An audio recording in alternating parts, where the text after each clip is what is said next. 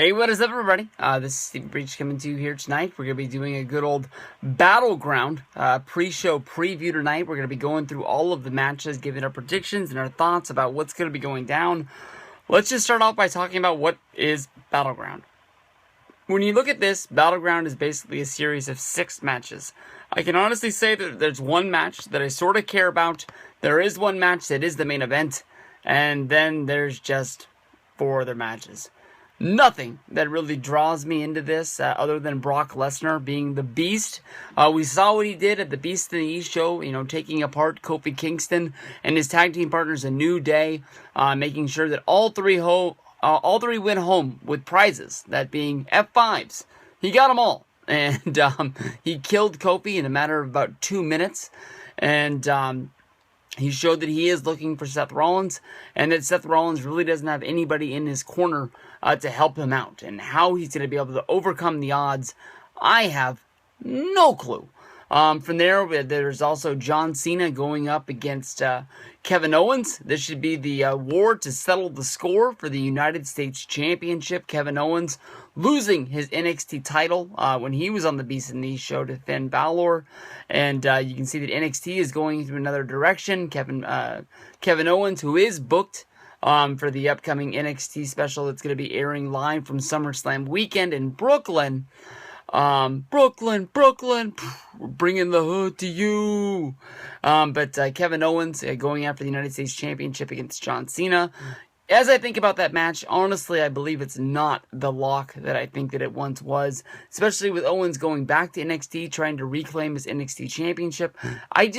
Part of me doesn't see the United States Champion going back and doing a job for Finn Balor, and I definitely don't see Finn Balor coughing up that NXT Championship as well. But, you get your just throw-in matches that add some time to Battleground. I'm really surprised that there's only 5 pay-per-view matches and 1 pre-show match. The past few months, they've added pre-show matches that didn't really go along with anything that is going down, with Ryback sustaining an injury. He's not going to be wrestling at the show due to a staph infection, so they've just full-on pulled the Intercontinental Championship match. No word yet if they're going to be adding The Miz versus Big Show one-on-one to just try and fill in a gap on the show, or if they're going to, strip Ryback of the Intercontinental Championship, putting the title on either Miz or Big Show in the time being. But you get the primetime players, your tag team champions, going up against the New Day. I can honestly say that I hope the New Day is going to be bringing the gold back to their camp. Randy Orton versus Sheamus. Wake me up when this is over. No cares about this match, not one bit. Pre-show match brings you R-Truth going up against Wade Barrett. This should be another one, the war to settle the score. We've seen these guys wrestle 1,000 times. I don't really know what 1,001 is going to mean to this. And then Roman Reigns versus Bray Wyatt. The only match that makes me want to see Randy Orton versus Sheamus go long. No clue why they put these guys together. But as you can see, the show doesn't look like the greatest shows. You've got Dean Ambrose, who was supposed to have a match against Kane. That match was pulled from the show. Of course, your Intercontinental Championship match that we just named, that's been pulled. It seems that there's a whole lot of guys in WWE with a holding pattern on them. Not know what they're waiting for, but we'll have to see what goes down. Battleground 2015. We're going to cover this match to match from here on out, talking all about the upcoming angles, everything that could come out of this show, and seeing what this builds into the future. So let's start talking and get to watching. Not very often does the pre-show match want me to be put to sleep. For the last few whiles, when it comes to the WWE pre-show, they put a match on there, they get some television time that, might not be pay-per-view worthy, but it makes me want to, turn on the WWE Network 30 minutes early to sit through that god-awful, boring pre-show. The WWE has been trying for months, and probably over a year, I guess you can say, since the WWE Network launched, to try and get that pre-show right, to make it must-see television before you watch Monday Night Raw, before you watch the pay-per-views, before you watch the NXT specials. But they just keep putting the same stuff up over and over and over again, or showing you what happened on Monday Night Raw last week.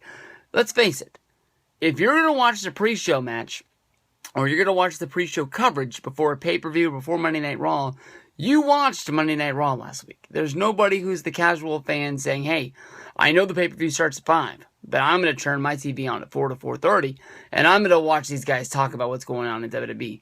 If you're a casual fan, you just want to see the matches. You don't really care about all the talk that builds up to it. You don't really care what Corey Graves is, his prediction on what's going to happen. But we've seen these guys wrestle 1,000 times. At least in the last few months since the King of the Ring tournament, the WWE Network special.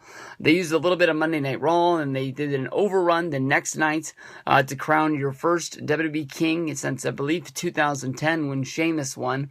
Wade Barrett was able to coast through the tournament. He did have a little bit of help between Dolph Ziggler and Sheamus, getting each other disqualified during their matches building up to their pay-per-view match that was going down. But for some reason, the WWE has been hung on this semifinal match between Wade Barrett and R-Truth. In this match, Wade Barrett was able to get the better of R-Truth, and he was able to go on and win the King. But once he became King, it was R-Truth who basically was challenging Wade Barrett, saying that he was a better wrestler than him, that he could beat him. And the story was set for them to have a match on the pre-show, leading in to Money in the Bank. And at Money in the Bank, R-Truth beat your newly crowned King of the Ring right there on the pre-show. Good God, I remember when the King of the Ring honestly really used to mean something. They were pushing you towards a championship. Hell, even Maven went out. Not Maven, I apologize. Mabel from Men on a Mission, even him, he was able to win the King of the Ring, and he was able to go on and have a main event match at SummerSlam against Diesel. Billy Gunn looked at it as if he was one of the worst King of the Rings, I believe it was 1999, would go on and have a match at SummerSlam against The Rock. Wade Barrett was put in the pre-show match 2 weeks later against R-Truth. R-Truth was able to beat him. He was able to crown himself as the new king of the WWE, calling himself King What's Up. He made his own crown and his own robe. He made a scepter, which was basically a plunger. And he started, tromping around WWE, basically saying that he was the king. And since then, we've seen R-Truth and we've seen Wade Barrett, send wins back and forth, showing that there is no real king. But they promised us that at the pre-show for Battleground, this is going to be the one to settle the score. Whoever wins this is going to be the true king. I honestly believe that Wade Barrett is going to win this because I believe in Wade Barrett and I think that he is a damn good wrestler and I think that WWE needs to get behind him sooner than later. But I do believe that King What's Up will live on after this. And what that means for Wade Barrett if he goes back to being bad news, I don't really know. But honestly, my prediction is that R-Truth picks up the victory in the pre-show, beating King Barrett to become King What's Up full-time for WWE. Hey, what up, everybody? Stevie Breach coming to you here today, talking all about WWE and the upcoming Battleground show that'll be coming up soon. WWE.com broke a story today saying that Ryback has sustained an injury and he is not going to be a part of the upcoming Battleground show. Of course, Ryback was supposed to be working the triple threat for the Intercontinental Championship. It was going to be him, Miz, and Big Show all going at it. Basically, Big Show didn't like that Ryback was calling himself the big guy, basically saying that he was the biggest man in WWE, and everybody that wanted that title was at the go through him. And the Miz just sort of, I guess he just wanted to slip in there. At least he's going after the Intercontinental Championship, and that's all I can really think of. But basically, they said that Ryback came down with a staph infection following Monday Night Raw. He went to a medical facility where he underwent treatment, and basically said the infection is severe and will keep him out of action this Sunday, and he's expected to make a full recovery in the upcoming weeks. There's no word right now what is going to happen with the Intercontinental Championship. My guess is they're just going to go forward with the Big Show versus Miz match. I don't think that they're going to want to strip Ryback. It doesn't make sense. You can sort of see that Intercontinental Championship as of right now is cursed with Wade Barrett's injury, Daniel Bryan's injury, Ryback's injury. Honestly, there was a scare that Ryback was hurt before last pay-per-view and was going to need to be taken off that show as well, but it ended up being that he was able to get his way through. But Ryback apologized to the fans, saying that he wasn't going to be able to go to the pay-per-view and be able to be a part of it. Ryback is a guy that right now holds the whole world in his hands. He seems to be really over. Fans seem to really gotten behind him, whether if it was the CM Punk allegations and people just sort of didn't like what Punk said about him, or I credited a lot to CM Punk. Once the CM Punk thing was done, Ryback went on to the Chris Jericho show and sort of answered back to his critics and the people that had all sort of turned against him and told his side of the story, basically saying that it wasn't true. And I think that this was sort of the first time that we ever peeled back and saw who the real Ryback was. That he told the story about going to the house show in Las Vegas, and he was chosen as like the special lucky fan who was able to be a guest ring announcer, and that we sort of saw when he goes home from being on the road how hard he trains, and the story about The Secret, the book that was given to him by Doc Gallows, and just everything that goes along with Ryback. So we all wish Ryback a big recovery. He's not going to be at Battleground, but honestly, I don't think it's going to be the end of the world. So we'll see what goes down. All right, we've covered this a little bit in the video talking about Ryback sustaining his injury, but at Battleground, as of right now, there's only 5 pay-per-view matches named. There's only 1 pre-show match named, so I do believe that WWE is going to be adding matches to the Battleground show. As of right now, there's no Divas match named. There's no SmackDown results up yet. They did not read the spoilers yesterday. I do not know if they did add any matches to this, but as of right now, what I am using is WWE.com. Nothing has been added, but the match that was pulled was the Intercontinental Championship match. It was a 3-way. Easily in my mind, you could subtract Ryback from the match. You could go Big Show versus The Miz, one-on-one, which was a big angle that was used on Monday Night Raw before Ryback hit the big splash and was able to get the pinfall in his tag team match. Outside of the ring was The Miz, who was talking smack to all competitors inside of this tag team match. And near the end of it, basically Big Show blew his stack, and he decided that he was going to chase Miz to the back. Miz stumbled and fell on his way to get back through there. I don't think he realized how fast Big Show was going, because of the fall, he was able to get up and he was able to start booking it, but he did not really have a lot of room for air in this race. It reminded me a lot of the time that the Nexus was chasing Mark Henry. No, the other way around. Mark Henry was chasing the Nexus, and for some reason they did a cut, and Mark Henry was running full steam and then was passed by the Nexus. He was actually passed by the people that he was chasing. Why didn't he just turn around and there was the Nexus and try to take one of them out? I have no clue, but I've been wondering this since 2010. Honestly, in my opinion, The Miz versus The Big Show, even if it is a time filler, even if it is not for the Intercontinental Championship, I do think that it has enough heat behind it that they could be, having a match where basically Big Show, where in his own words, I don't know if he's a babyface, I don't know if he's a heel. In my mind, he's still a heel. He might not be walking around with Triple H and the Authority, but he was recruited by Seth Rollins a little bit. He does have his sights where he looks like he wants to take out Ryback. So in my mind, that sort of makes him a heel. Miz is the heel himself, but we've seen times when 2 heels want to beat the hell out of each other to find out, what's what, and just shut the guy up from talking.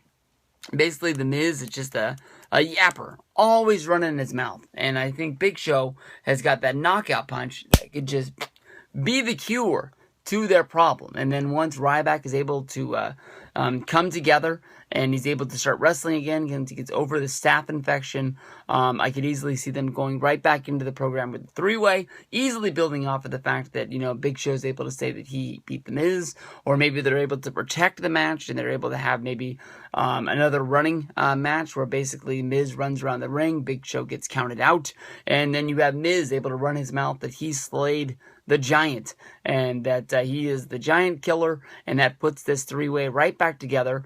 Miz being able to say that he beat Big Show and that he needs to go after the Intercontinental Championship. Miz versus Ryback, maybe even plug Big Show back into there and do the match that you were thinking of doing, and you could sort of save the program. New day, new day, new day. All right, here we go at Battleground 2015. New Day uses their number one contenders, I guess you can say, rematch spot from losing the championships at Money in the Bank. Of course, last month we saw Titus O'Neil and Darren Young emerge from the pack of tag teams. They won a three-way on Monday Night Raw to become the number one contenders. In that match, they beat the Ascension and the Lucha Dragons. I know. The tag team division is looking pretty weak, and if it wasn't for the New Day, with Kofi Kingston, Biggie Langston, and Xavier Woods, and how great this team has gotten over since, switching to being heels, I don't really know what is going down. But of course, the story was at Money in the Bank, the New Day was able to be sort of pulled apart and separated. Kofi Kingston was inserted into the Money in the Bank ladder match, which meant that Titus O'Neil and Darren Young were going to know who they were going up against, because Biggie Langston and Xavier Woods were left to put the titles on the line, so they were able to study up and get the better of the New Day, winning the tag team championships. Of course, this was the first time, but if you go back in the history of the primetime players, Darren Young and Titus O'Neil, really over at SummerSlam a few years ago. I really thought they were going to win the tag team gold. Honestly, in my opinion, that's what should have happened. Some people say that WWE is giving the push to Titus O'Neil because he, shined a good light on the company by winning the contest to become the world's greatest dad. Of course, Darren Young was able to take the tag team gold and get a lot of good publicity with it as well. But it is time to take that gold and give it back to the New Day, because as I said earlier, they are the best thing going in the tag team division. Even though the last few shows, the New Day was able to get, they weren't able to get the upper hand in what was going on Monday. Basically the primetime players and Mark Henry were able to get the better of them. But I just love the New Day. I really think that they're going to take the gold. There's really no reason to do it. I wish there was a way that they would be able to get into the pocket of the Authority, yet once again, like Kane, let them go into the Elimination Chamber with a 3 on everybody else advantage instead of being able to pick 2 of them to go into their pod. All 3 of them were smashed into the one for comedy purposes, but then once they were released, there's 3 of them, and they're probably beating up 1 or 2 people because in the chamber, everybody else went through a hellacious beatdown. But the New Day needs their gold back. In my guess, it's going to be Biggie Langston and Kofi Kingston going up against Titus O'Neil and Darren Young with Xavier Woods cheering them on from the outside. And I see a big win coming for the New Day. Alright, here we go. We're going to go into the Bray Wyatt versus Roman Reigns match. The one match that I want to stay the farthest away from. I think this is the one match that WWE has made the most mistakes in putting this match together. Honestly, in my opinion, that since WrestleMania 31, Roman Reigns has been on his way up. Bray Wyatt, everything he touched has turned to stone. Nothing has worked for Bray Wyatt in the past year. If you look at that SummerSlam feud from last year with him going up against Jericho, the never-ending feud between Bray Wyatt going up against Dean Ambrose. Basically, people got bored to death of Bray Wyatt doing promo after promo after promo, waiting for Undertaker to show up this year at WrestleMania 31 and beat down and kill this guy off. For this guy only to pop up and to be coming after Roman Reigns now. Okay, if you go back, the whole setup of this match was Money in the Bank. The one thing that they've never really gone back and touched on since. At Money in the Bank, Roman Reigns was climbing up the ladder to grab that golden briefcase to become Mr. Money in the Bank to get that championship shot anytime. And from there, as he was climbing up, the lights went out, Bray Wyatt emerged, shoved over the ladder. Roman Reigns doesn't win. Roman Reigns, once again, at a Money in the Bank show, going after his chance to become champion, which is his goal because he is the new John Cena of the WWE, he's not able to achieve his goal. Last year at Money in the Bank, I believe it was his first WWE Championship shot, and he was really outraged at the fact that he was not able to get this done. Now, Bray Wyatt basically, this match was booked. It was announced on the Money in the Bank show before it even ended that, make sure you keep your WWE network, because at Battleground, we're going to see Roman Reigns fight Bray Wyatt. No reason. They never told us, why Bray did this to Roman. We were just told this is the match. They didn't wait to build any part of the storyline where they sew this together, where Roman is trying to get to Bray to find out why he did this, even though he just gives us a promo saying anyone but you. Basically saying that Bray Wyatt is a member of the WWE Universe that basically doesn't want Roman Reigns to be the new face of WWE, and he wants anyone else to become champion. They never really put the storyline together. They've been real close. We've seen, Bray Wyatt acting things out for the Authority. Why they couldn't just say that the Authority had made sure that Bray Wyatt was going to make it where Roman Reigns didn't win it, I got no clue. That would have been the easiest way to put it together, but they ended up doing a segment on Monday Night Raw with Bray Wyatt and a photo of Roman Reigns, and then they had, Bray Wyatt having a tea party with Roman Reigns' daughter, and Roman Reigns thought that his daughter had been kidnapped and was being held hostage, only to sort of, let's sweep that under the rug and act like that never happened again, because that doesn't really fit in with the image of our guys, having tea parties with little girls and kidnapping them from their parents. This is a match, it's just garbage, man. This is just, they took Roman Reigns, they wanted to put him into a program where basically he would have a match, he wouldn't be around the WWE Championship because Brock was coming back, and they wanted to do Brock versus Seth one-on-one. They didn't want him to put him on ice, but this is even worse. They basically sunk Roman Reigns with this program. How they haven't looked in the mirror and noticed that Bray Wyatt hasn't done anything remarkable in well over a year. Some people will even debate you, saying that he hasn't done anything since his debut. Easily in my mind, this is one of the things. I know that Eric Rowan is injured, and he's not going to be back for a while, but Eric Rowan and Luke Harper had reunited as a tag team. Even though they had reunited, they weren't in the Elimination Chamber match. But I believe that if Eric Rowan wasn't injured, this is why you should have put the Wyatts back together as the threesome. And, you basically could have had where basically they were fighting the fight for Bray to get us to Battleground, instead of having, Roman always chasing Bray around, or doing a run-in during his match. He would always have the lackeys on the outside keeping him away, where Bray could look like he is a wuss that picked a fight that he's not able to win. And then once Battleground comes around, we really see how strong this guy is. But we'll see. It's not a match that I'm looking forward to at all.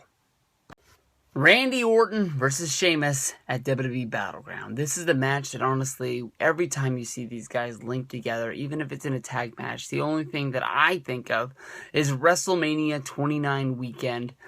Basically the Monday Night Raw show, where basically the fans took over the show. They did not care about Randy Orton. They did not care about Sheamus. They felt that this match was a killer of time for them, and they wanted to see anything else. They did the fans, chants. They did the wave. They did everything in the world. This match ended up winning a Slammy for the WWE Universe, for the whole crowd that was there that night, because it was the most awesome crowd performance of any time in the WWE, which shows you nobody cares about Randy Orton versus Sheamus. We've seen these guys fight singles matches, World Heavyweight Championship matches, and here is a match that is being built up for, I don't even know why. They're trying to build the storyline that Randy Orton is mad that Sheamus won the Money in the Bank briefcase at the Money in the Bank show. The next night on Monday Night Raw, it was, it was Randy Orton having a match against Kane. Oh, but before that, it was Sheamus had a match against Dean Ambrose, and Randy Orton made it where Sheamus lost the match by outside disqualification, and then during the Kane versus Orton match is when Sheamus came down and just beat the living hell out of Orton, which he was able to recover for by going on vacation in Bora Bora and not being on Raw for weeks until he finally made his return. When he did, he came down and he attacked Sheamus, and I don't know if anybody cares about this match. It's just going to be a match. Honestly, in my opinion, it's not even going to be any good. Definitely the one reason why I'm picking Sheamus to lose this match and Randy Orton to get the win is because once the guy wins the Money in the Bank briefcase, they treat this guy like the ultimate loser. They don't build him up as the guy that's going to be going after the WWE Championship soon. That at any time he can win the World Heavyweight Championship. He's just a geek carrying around a gold briefcase, and there's nothing to it. It's just, it's almost like once you win this, we're going to let you lose 1,000 times and put 1,000 people over. That way, once you get to the big dance and you win the championship, that way you can get some wins back by building yourself up. Honestly, in my mind, I'm not the hugest Sheamus fan. The guy puts on some good matches every once in a while and really surprises me, but he's not really somebody that I really get behind. And the new look to me really takes me away from him. I don't get it. It's just not for me. I know he has tons of fans and people like this guy, but neither one of these guys appeal to me, which makes it where this match doesn't appeal to me at all. And I'll take Randy Orton to get the win, and I think that's the only way that this could outcome. United States Championship match. John Cena versus Kevin Owens at WWE BATTLEGROUND 2015. This is the match for the last few shows I have said is the reason why I'm watching it. Honestly, when it came down to it at Elimination Chamber 2015, I said it out loud that if this match wasn't on the show, I wouldn't have probably watched. It didn't seem like it was a must-see WWE Network special. I would have checked it on down the road, but I didn't need to watch it live that night. But knowing that Kevin Owens was going to be making his WWE debut against John Cena, it seemed like a really must-see thing to see a guy like Kevin Steen who climbed from the bottoms all the way to the tops, and for so long people said that, you know, he had the goods to wrestle in WWE, but he didn't have the body. Now here he is. He shot through NXT. He's making his debut against the biggest guy in the company. He seems to be one of Triple H's major guns. I want to see what they do with this guy right off the bat, especially with the mystique that follows around John Cena of never being able to beat this guy. At Elimination Chamber, Owens was able to get the win. Of course, then they would redo it at Money in the Bank, where Cena's able to get the best of Owens, tying it up, and this is going to be the rubber match. Battleground. 1-1. Who's going to win the big one? Best of 3. In my mind, this really seems like this is going to be the end of the John Cena versus Kevin Owens storyline. In the past few weeks, they've built up big contenders to the United States Championship. It's almost like John Cena has done his job.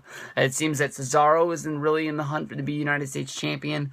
You've got Rusev, in the hunt for it. Kevin Owens wants that belt. You know, the United States Open Challenge that they ran on Monday Night Raw and SmackDown, I'm sure they used the gimmick on house shows, has really brought guys out of the woodwork. We got to see guys who normally are used in weird spots. I really wish we would have finally got to see Heath Slater versus John Cena. Honestly, in my mind, they should have done that match. I hope it's on SmackDown. I always want to say it's still on Thursdays. I'm not used to the fact that SmackDown aired tonight. But I didn't read the spoilers. I didn't watch a review of it tonight. And I didn't definitely watch the show. But the Slater versus Cena storyline was always really, really good to me. But in my mind, if you were to ask me a week ago, I really thought that this was a lock. Kevin Owens was going to beat John Cena.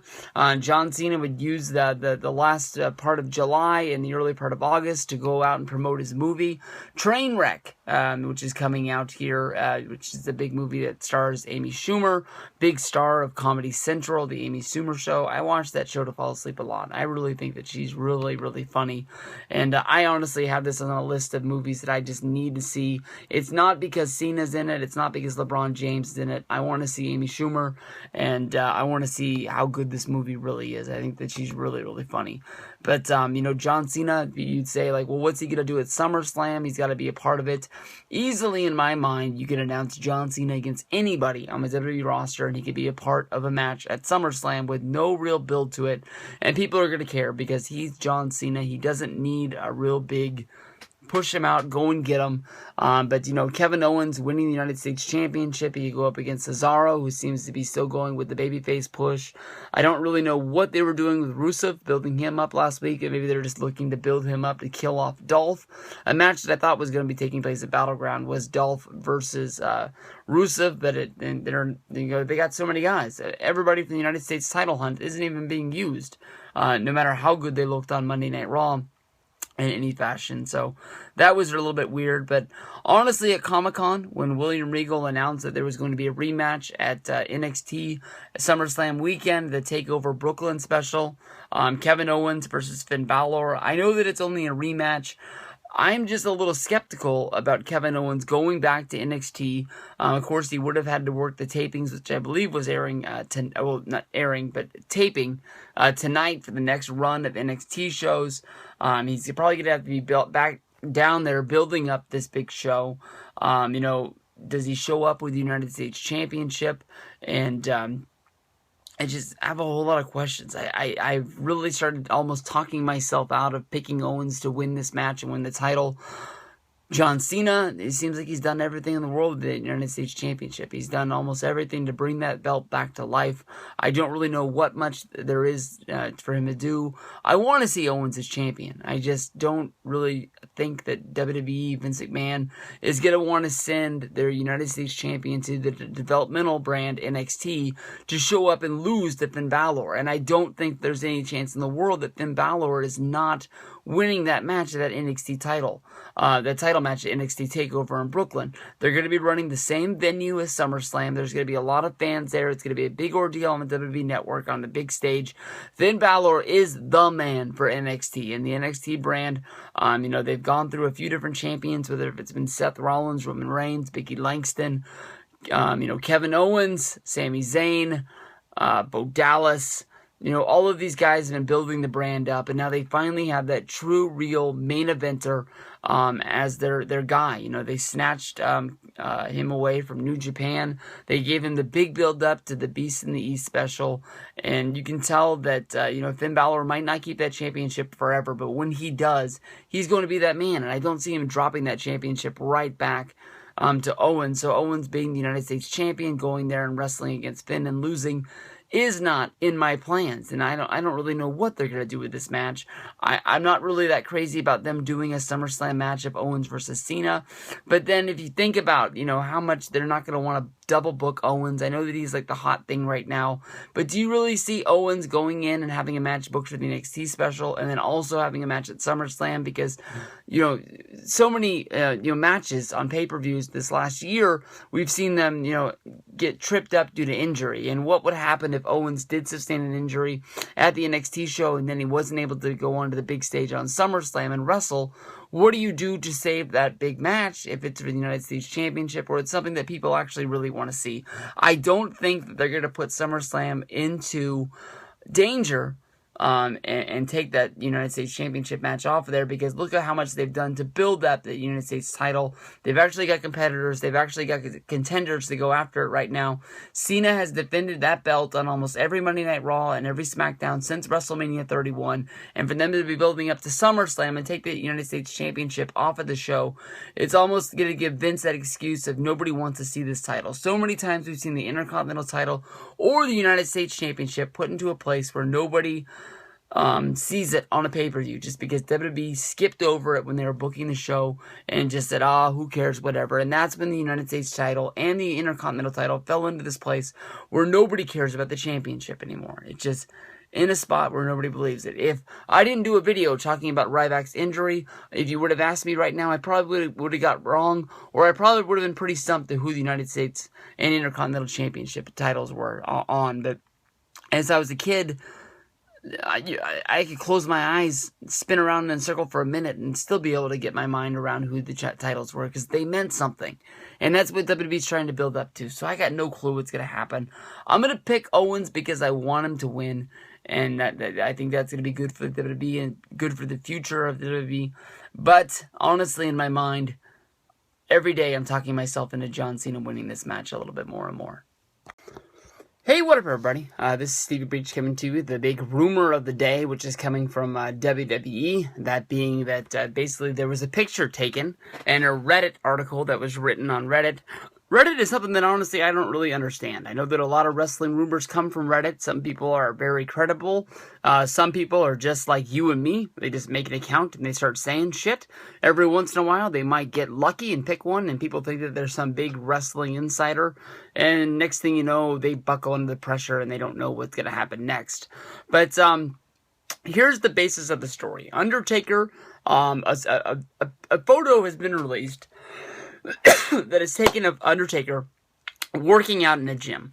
I know that Michelle McCool took a picture of Undertaker working out before WrestleMania 31, basically showing off his guns, that he was getting into shape.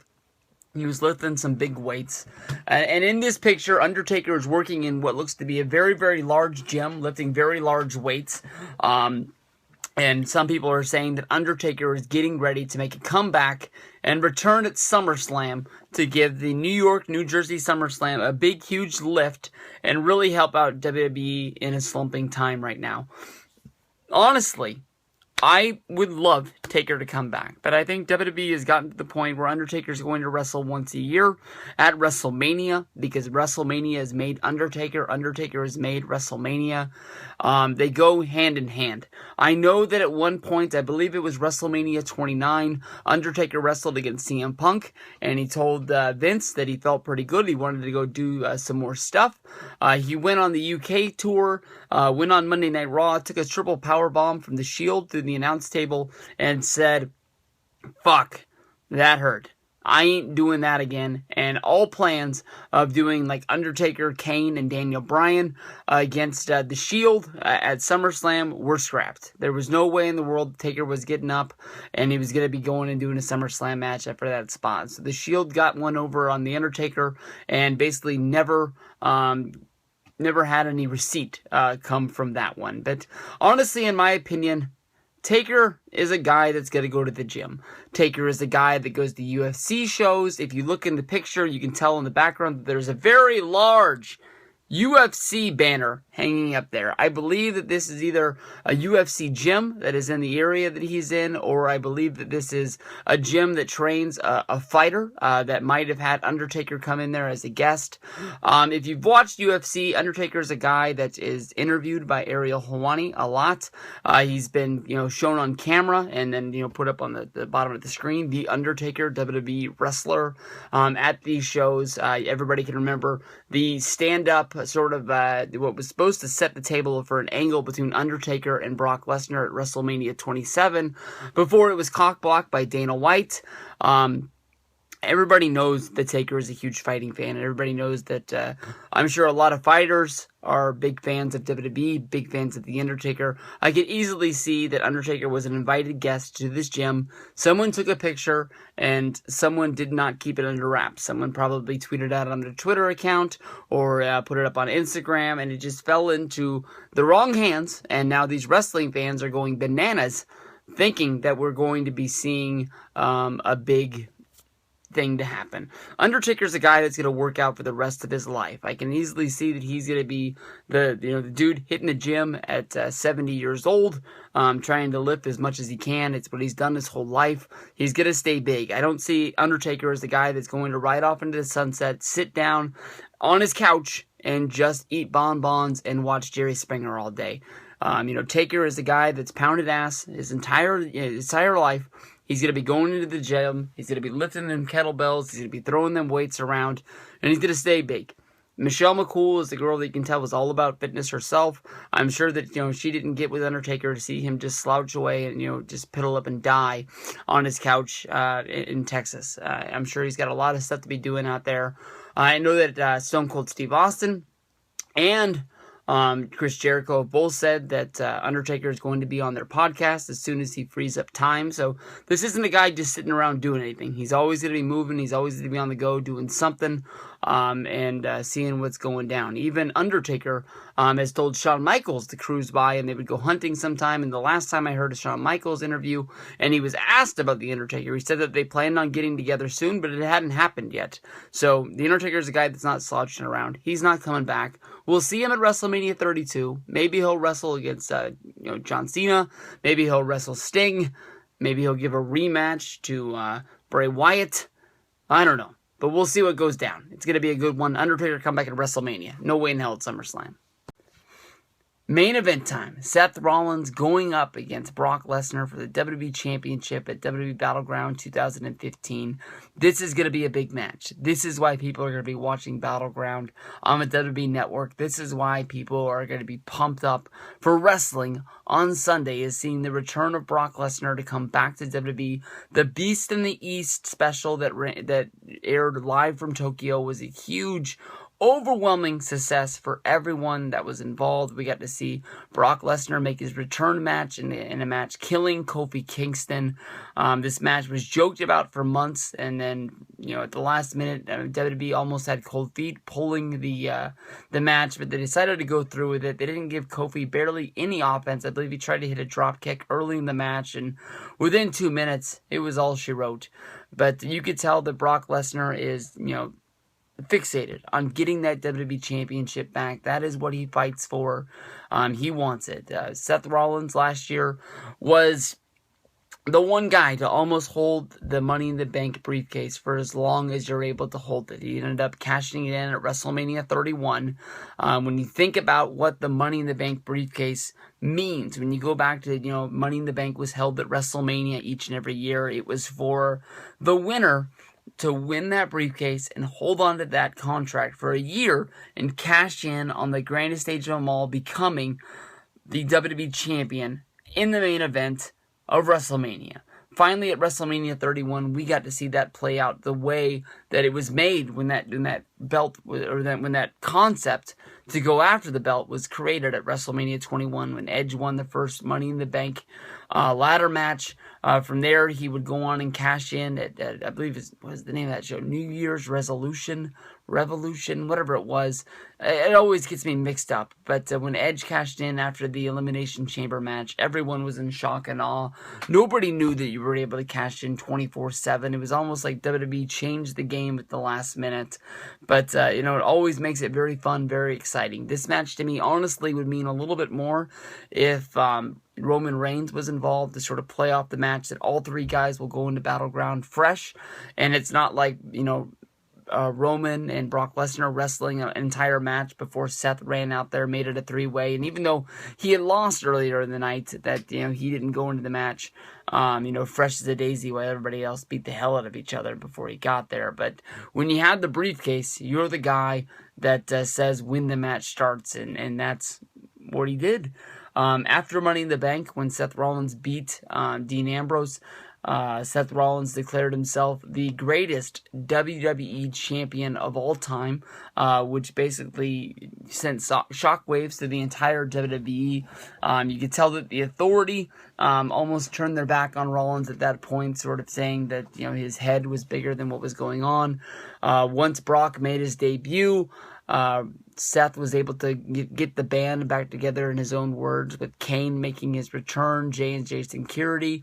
But over the past 2 weeks, we've seen Brock dismantle all that Seth Rollins has created, basically by breaking Kane's leg on Monday Night Raw, by just all out injuring J&J Security.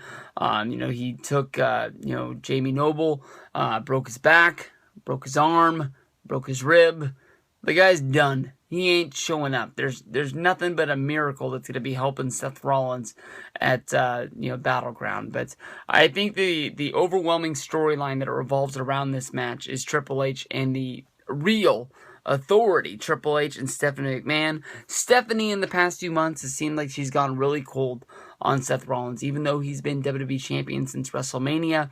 He's won every match that he's competed in, unless he ran away, like the match after the match after WrestleMania on Monday Night Raw. But I don't know really where the Authority went south on Seth Rollins, because he is still the WWE champion. He is really standing up to fight anybody that he can. It doesn't seem like he knows that Brock, if he gets a hold of him, can really kill him. But it's not like he's really running away from Brock. If you remember Seth, this isn't his first time getting in the ring with Brock. They had their match at the Royal Rumble. It was a three-way match involving John Cena as well, going after the WWE Championship that was around the waist of Brock Lesnar at the time. I believe it was the first championship shot for Seth Rollins as well. But it was really the outcoming. Rollins still had the Money in the Bank briefcase. I remember there was people who thought that the match would happen and either Cena or Lesnar would win, and then Rollins would cash in to become champion. Once it was over, and he would run into WrestleMania 31 as the champion, but it ended up that he left with it.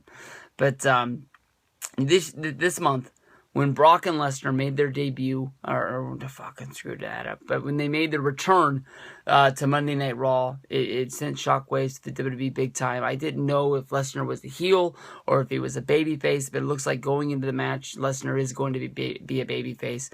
I don't know. I really don't want the belt on Lesnar. In my mind, I don't want him to be a transitional champion. I think that he's going to wrestle Battleground. He's probably going to wrestle at SummerSlam. And then we're probably not going to see him again for a little while. You know, with that contract, WWE doesn't bring Brock in for a ton of shows. But he is around for some ones that they really wanted to do it. Brock has been used on SummerSlam the past few years. But SummerSlam seems to be a show that people are going to order just because its name is SummerSlam. Battleground is a show for the past few years that just really hasn't lived up to the hype. It just seems like July is not must-see WWE pay-per-view, and they wanted to keep the numbers for the WWE Network going. So they used their money. They used it wisely. They brought in Brock Lesnar. This is probably the biggest match that WWE could be having this month to keep people really interested in what is going on. But we'll see. Honestly, in my opinion, I think that Rollins is going to be keeping the belt. He's going to find some way to win.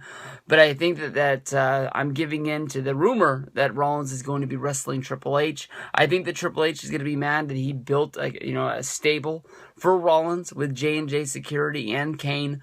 And basically, Rollins got all three of those members killed. So, I think that Triple H is going to be mad that he built something for Rollins that he took for granted.